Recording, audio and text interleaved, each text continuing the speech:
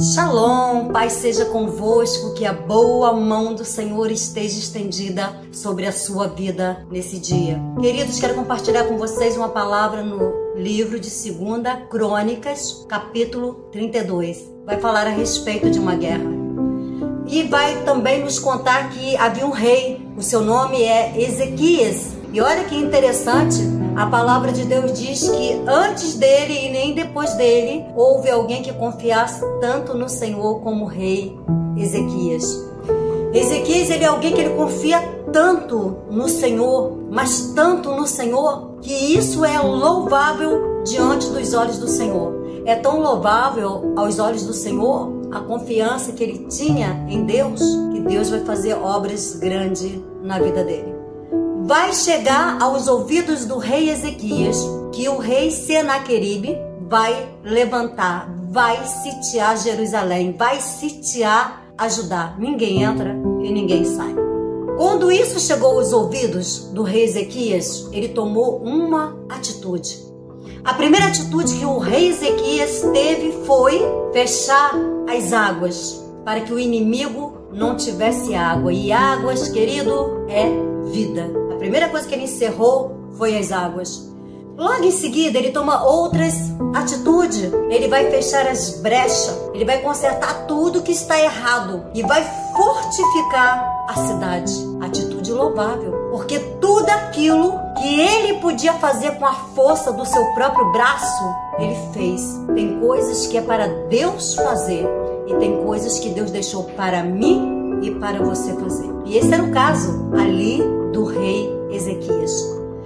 Tudo que ele podia fazer, todas as brechas que ele podia tapar, ele tapou. Todas as fontes de água que podia o inimigo usurpar, tomar para se alimentar, ele também tirou. Mas algo me chamou muita atenção. Foi quando o rei Ezequias, depois de ter feito tudo o que ele podia fazer, ele convocou o povo e disse para o povo as seguintes palavras. Não fica temerosos não, são homens que vai vir para lutar. Só que quem vai lutar com eles é o Senhor dos Exércitos, é o Senhor das guerras. Não fiquem temerosos, somente confiem no Senhor como eu confio.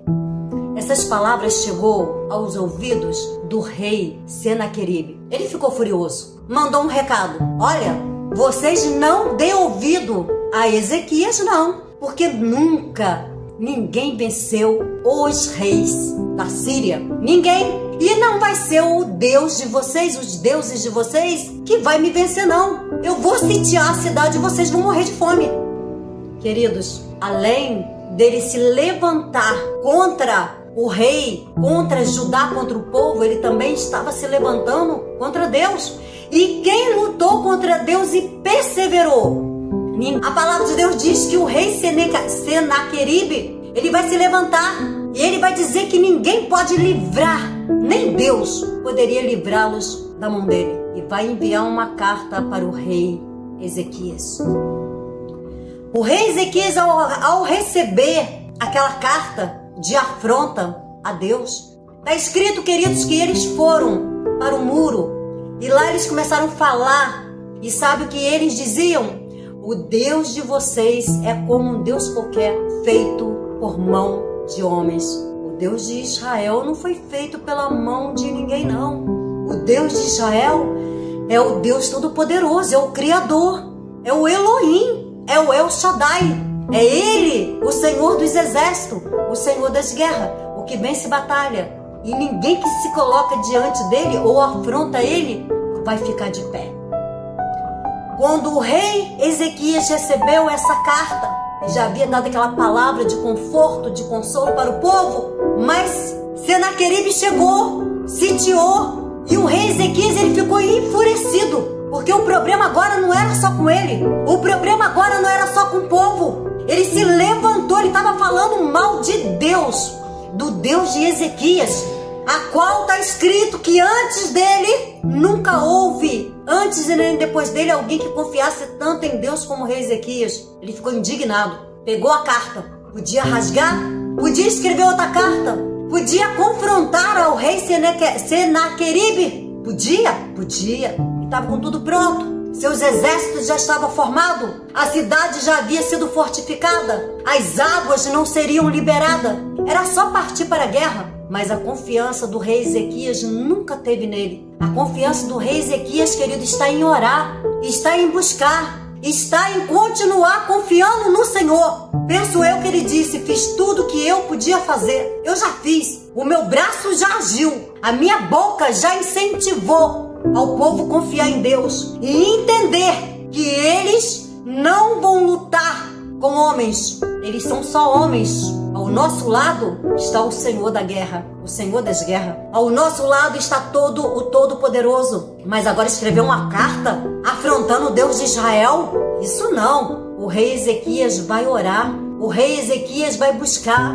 Mas me chama a atenção, queridos, que ele não vai orar sozinho. Ao lado dele está o profeta Isaías, o profeta que viu os céus abertos quando Deus chamou a ele. O profeta que viu os céus abertos, que viu os querubins com 6 asas e a voz de Deus estremecia. O profeta Isaías, ele tinha intimidade com Deus. A primeira visão que ele teve foi essa, que os umbrais da porta se moveram com a voz daquele que clamava. Olha o poder da voz do nosso Deus. É a voz de como muitos trovões. É a voz de muitas águas. É a voz do nosso Deus. O nosso Deus é poderoso em palavras e obras. O nosso Deus é invencível, é imutável. Ele não muda, ele não mudou. Ele trabalha em prol daqueles que nele confia, disse o profeta Isaías, que nunca houve um Deus antes e nem depois dele, que trabalha em prol daqueles que nele confia, daqueles que nele espera. E esse era o rei Ezequias, foi lá apresentar a carta a Deus. Queridos, há momentos que nós precisamos orar só e há momentos que nós precisamos de ajuda. Não adianta você querer orar sozinho. Não adianta você querer orar sozinho. Há momentos de você entrar dentro do seu quarto e orar sozinho. Lembra quando ali o Eliseu falou para aquela viúva que ela ia perder os seus 2 filhos? Porque foram lá os cobradores, iam levar os seus 2 filhos. E aí Eliseu perguntou, o que você tem em casa? Ela falou, só tem uma garrafinha aqui de azeite aqui. Ele falou, pega vasos emprestados, depois vai para dentro da tua casa, fecha a porta e ora. E deita o azeite. Querido, há momentos que nós precisamos ficar cheio do Espírito de Deus. O azeite simboliza o Espírito, simboliza a presença. E aquela mulher deitou o azeite, e o azeite deu para ela viver e viver em paz. Há momento de orarmos sozinhos e há momentos de convocar o povo para a guerra. Não foi assim a rainha Esther? O que ela fez? Eu vou orar, eu vou jejuar com as minhas moças. Você também vai fazer isso aí. Convoca o povo, chama para o jejum, chama para a oração, chama para buscar a Deus. Porque se Deus não fizer nada, queridos, não sou eu que vou fazer. Ezequias convocou e a palavra de Deus diz que Deus vai descer e vai eliminar com todos através do poder da oração. Não precisou levantar a espada, não precisou confrontar com o inimigo, não precisou lutar contra o inimigo. A luta foi em oração, a luta foi em buscar a Deus, a luta foi em confiar em Deus. Confiar em Deus está o segredo daquele que quer vencer.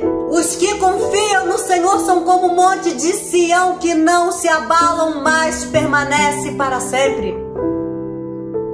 Mas houve um momento na vida do rei Ezequias e ele teve que orar e orar sozinho. Acredita que depois que Deus deu vitória para o rei Ezequias, ele ficou soberbo.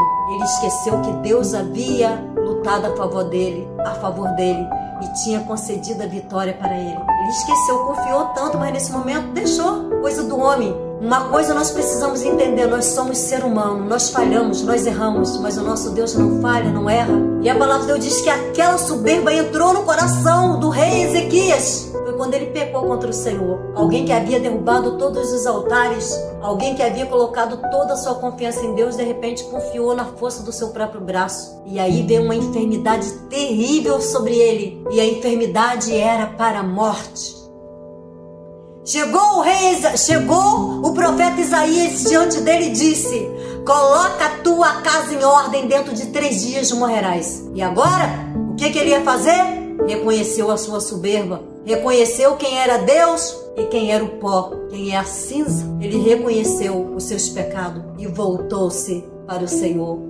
Ele estava tão enfermo, mas ele estava tão enfermo que ele nem conseguiu se dobrar, orar, como ele fez com o profeta Isaías. Foi momento de orar sozinho, mas não consegue se dobrar. A enfermidade era para a morte, tinha 3 dias, já estava decretada a morte. E aí o rei Ezequias, ele vai voltar-se para o canto, para a parede. Coloca a tua boca no pó, talvez haja esperança. Não posso me dobrar não, tô enfermo, não posso me dobrar não. Eu vou colocar minha boca na parede, vou colocar minha boca no pó e eu vou orar. E ele orou. Sabe qual foi a oração? Senhor, olha para as obras de minhas mãos. Essa foi a falha que eu cometi, Senhor, contra o Senhor. A soberba entrou dentro de mim. Mas olha para as obras de minhas mãos, tudo que eu fiz a favor da tua obra. Quebrei os altares. Quando o rei Senaqueribe veio contra mim dizendo que não tinha ninguém que podia lutar contra o meu exército, contra mim, eu me lembrei do Senhor e me coloquei diante do Senhor. Olha para as obras de minhas mãos, Senhor. E a palavra de Deus diz que o profeta Isaías ainda estava em pátio e voltou e acrescentou mais 15 anos à vida do rei Ezequias. Confiar no Senhor, queridos. Confia no Senhor, porque os que confiam são como um monte de Sião que não se abala, mas permanece para sempre. Queridos, quando Deus se refere a mim e a você como um monte de Sião, parece ser uma coisa tão simples, mas não é. São 7 montes que cercam a Jerusalém. E a palavra de Deus diz que da mesma maneira que os montes cercam a Jerusalém, assim é o Senhor cercando em volta do teu povo. Ele te cerca, ele te guarda, e quando ele olha para você, ele não vê só um ser humano, como disse o rei Ezequias, são só homens. Não, ele olha para você e vê um monte firmado na presença dele, e ele cerca você, ele cuida de você. Os seus inimigos caem 1000 ao teu lado, 10.000 à tua direita, mas você não é atingido, porque quem te cerca, quem te guarda, quem te livra, quem te protege, quem está à tua volta é o Senhor, que te guarda como menina dos olhos dele. É o Senhor quem te guarda, é o Senhor quem te protege, é o Senhor quem te livra. E para isso você só precisa confiar, você precisa só entrar em oração e crer que o véu do templo foi rasgado e você agora tem livre acesso ao trono de Deus. Sai dessa caverna que você está, sai deste momento de prostração e entra no momento de oração, de adoração, de quem confia. De quem confia que aquele que peleja a favor da sua vida não perde guerra, não perde batalha. Convoca o povo para orar com você, convoca a irmã de oração, não convoca qualquer um não, porque não é qualquer um que está pronto para entrar na guerra, nas suas guerras e nas suas batalhas não. Ele convocou foi Isaías. Esteja do lado daquele que busca, esteja do lado daquele que ora, convoca aquele que tem intimidade com Deus, porque quando você ora ao lado daquele que tem intimidade com Deus, o céu se abre, o céu se rasga, a presença desce, Deus desce sobre você e te dá vitória sobre os seus inimigos. Não tema a afronta dos inimigos contra a tua vida, são só homens. Quem luta com você é o Senhor dos Exércitos.